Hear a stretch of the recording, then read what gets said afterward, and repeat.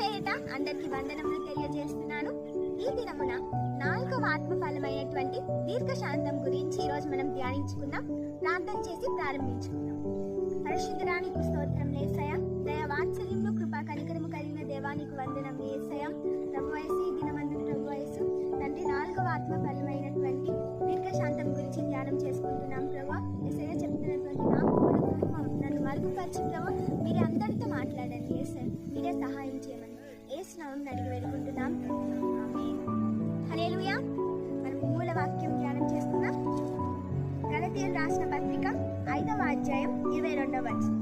అయితే ఆత్మఫలమేమనగా ప్రేమ, సంతోషం, సమాధానం, దీర్ఘశాంతం, దయాళుత్వం, మంచితనం, విశ్వాసం, సాత్వికం, ఆశానిగ్రహం. ఈ 9 ఆత్మఫలములలో మనం ఆల్రెడీ 3 పార్ట్స్ మనం ధ్యానం చేసుకున్నాం.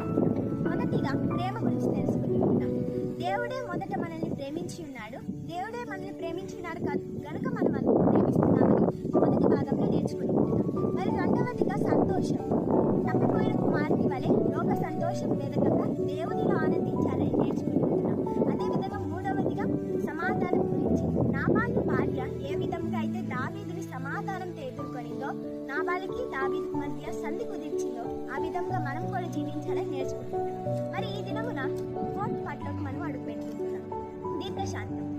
దీర్ఘశాంతము అనే పదము వినగానే మనకి పేషెన్స్ అని ఇంగ్లీష్లో ట్రాన్స్లేషన్. ఈ పేషెన్స్ అనగా ఏంటంటే ఎవరైనా రెచ్చిపోతే మనం దాన్ని తిరిగి ఆ యొక్క రోషం కలిగి పౌరుషం కలిగి తిరిగి పోరాటం కంటే దీర్ఘశాంతంగా ఉండడం వల్ల అనేక పోరాటాలను జయించగలిగిన వారిగా మార్చబడతాం. సామెతల గ్రంథం 6వ అధ్యాయం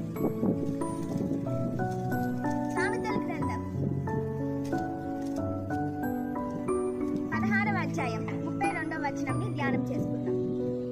పరాక్రమశాలి కంటే దీర్ఘశాంతము గలవాడు శ్రేష్ఠుడు. పట్టణము పట్టుకొని వాని కంటే తన మనస్సును స్వాధీనపరచుకునేవాడు ధన్యుడు. ఇక్కడ 2 పార్ట్స్ గా మనం ఈ వచనాన్ని చూసుకొని మొదటిగా పరాక్రమశాలి కంటే దీర్ఘశాంతం గలవాడు శ్రేష్ఠుడు. పరాక్రమశాలి, దీర్ఘశాంతం కాదు. ఈ రెండు ఏమంటే డెడ్ ఆపోజిట్ గా ఉన్నాయి. అంటే పరాక్రమశాలం కలిగిన వాడంటే బాగా బలము, ఫైటర్స్ లేదా బాడీ బిల్డర్స్, వీరు బాగా బలము, బాగా ఆపోజిట్ గా ఉన్నాయి. అంటే పరాక్రమశాలం కలిగిన వాడంటే బాగా బలము, ఫైటర్స్ లేదా బాడీ బిల్డర్స్, వీరు బాగా బలము, బాగా శారీరకమైనటువంటి ఘనము, బలము కలిగినటువంటి వారు పరాక్రమశాలి. అయితే దీర్ఘశాంతం కలిగిన వారు ఎలాంటి వారు? మనస్సును ప్రశాంతం కలిగి శాంతం కలిగిన వారు దీర్ఘశాంతం కలిగిన. ఇప్పుడు ఈ రెండింటిని పోల్చి ఎందుకు దీర్ఘశాంతం కలిగిన వారు శ్రేష్ఠుడు అని దేవుడు ఎందుకు ఇక్కడ రాసి ఉంటున్నారంటే, దీర్ఘశాంతం కలిగిన వారు పరాక్రమశాలు కంటే శ్రేష్ఠులని మొదటి దాంట్లో రాయబడుతుంది. అంటే పరాక్రమశాలులు ఒకటి ఆశించారనుకో అన్నిట్లో జయించలేరు, కానీ పరాక్రమశాలులు దీర్ఘశాంతం గలవారైతే సమస్తమును అన్ని విషయంలో జయించగలిగినము శక్తి కలిగిన వారుగా దీర్ఘశాంతం కలిగిన వారు ఉంటారు. ఆ వచనంలో 2వ భాగంలో చూసుకున్నట్లయితే పట్టణము పట్టుకున్న వానికంటే తన మనస్సును స్వాధీనపరచుకున్న వాడు శ్రేష్ఠుడు అని రాయబడతాడు. పట్టణం పట్టుకోవడం అంటే ఏంటి? ఇప్పుడు ఒక మనిషికి ఘనము, బలము ఉందనుకో, పట్టణంలో ఉండే వాళ్ళందరూ వాళ్ళు చూసి భయపడి వెళ్ళిపోతారు. అది ఈజీ. కానీ మనసును స్వాధీనపరచుకోవడం అనేది చాలా కష్టమైన పని. ఎందుకంటే మన మనసు ఎప్పుడూ డైవర్ట్ అవుతా ఉంటుంది. కానీ ఎప్పుడైతే వాటన్నిటిపైన కంట్రోల్ ఉంచుకొని మనం ఎప్పుడైతే దీర్ఘశాంతం కలిగి ఉంటామో అప్పుడే మనము శ్రేష్ఠులుగా మార్చబడతామని 2వ భాగంలో చెప్తుంది. అదేవిధంగా సామెతల గ్రంథంలోనే 25వ అధ్యాయం 15వ వచనంలో ఒకసారి ధ్యానం చేసుకున్నా. దీర్ఘశాంతము చేత న్యాయాధిపతిని ఒప్పించవచ్చు, సాత్వికమైన నాలుక ఎముకను నలుగుతుంది. మొదటి భాగం దీర్ఘశాంతము చేత న్యాయాధిపతిని ఒప్పించవచ్చు. లూకాసు వార్త 18వ అధ్యాయంలో ఒక స్త్రీని మనం చూస్తాం బైబిల్. ఆమె మాటికి వెళ్ళి న్యాయాధిపతికి వెళ్ళి గోచారుతుంటే నాకు న్యాయం తీర్చని ఒక స్త్రీ గోచారుతాంది. అది మనందరం తెలిసిన విషయం, చదివిన విషయం. అప్పుడు ఆ కఠినమైన న్యాయాధిపతి రోజు ఈమెకి న్యాయం తీర్చకుండా ఉండేవాడు. కానీ ఆ మాత్రం దీర్ఘశాంతము కలిగి రోజు అతని మీద బతిమాలుకునేది. అప్పుడు ఈయన అనుకుంటాడు, ఈమె మాటికి వచ్చి గోచారుకున్నట్లు నేను వెళ్ళి ఆమెకి త్వరగా న్యాయం తీర్చేస్తానని వెళ్ళిపోతాడు.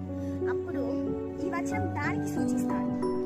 దీర్ఘశాంతము చేత న్యాయాధిపతిని కూడా ఒప్పించవచ్చును. అంత పవర్ఫుల్ కలిగినది ఈ దీర్ఘశాంతం.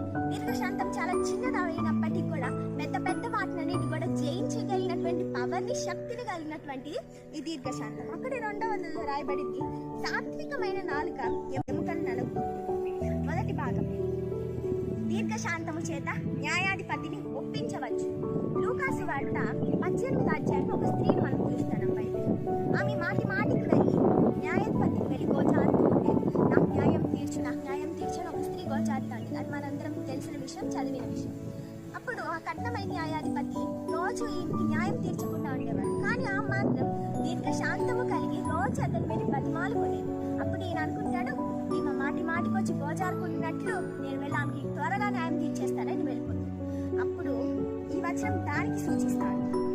దీర్ఘశాంతము చేత న్యాయాధిపతిని కూడా ఒప్పించవచ్చు. అంత పవర్ఫుల్ కలిగినది ఈ దీర్ఘశాంతం.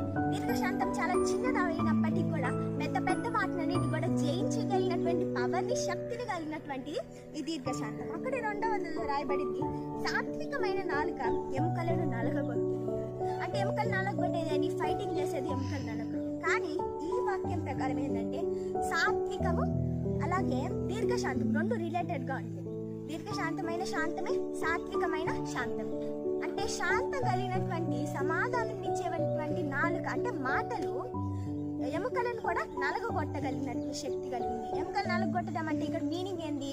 పశ్చాత్తాపం. ఒక బలమైన వ్యక్తికి కూడా, ఒక కఠినమైన వ్యక్తికి కూడా న్యాయం కలిగించినది, సమాధానం ఇచ్చేటువంటిది, పశ్చాత్తాపం కలిగించేది అని 2వ మాటలో రాయబడింది.